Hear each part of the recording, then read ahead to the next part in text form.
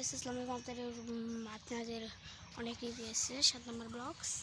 এই যে 7 নম্বর ব্লগসে এই যে গোলাপ গাছ, এই গোলাপ গাছটা কী কী দিয়েছে জানেন? শুধু আমি পুকুরের ওই যে মাটি নিয়ে আসছি, লাল মাটি, তারপর শুকনা মাটি, এই যে লাল মাটি শুকনা মাটি সব মাটি মিশালে এই যে এই গোলাপের গাছটা কিছুদিনের মধ্যে গোলাপ ধরবে, কিছুদিনের মধ্যে এই গাছটাতে গোলাপ ধরবে। হ্যালো গাইস আসসালামু আলাইকুম। দেখছেন কীভাবে এই গাছটা আমি সালাম দিলাম। গাছটা আমার প্রিয়, সবচেয়ে এই গাছটা আমার প্রিয়। এই যে দেখেন এখানে ফুল আমি আটকাইছি একা একাই এমনি। আর এই যে গাছটা যেগুলা যেগুলা বললাম সেগুলা সেগুলা দিবেন, মানে শুকনা মাটি দিবেন গোলাপের গাছে,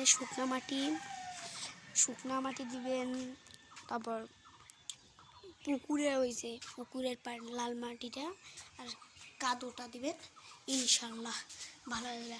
আজকে ভিডিও এই পর্যন্তই, আল্লাহ হাফেজ।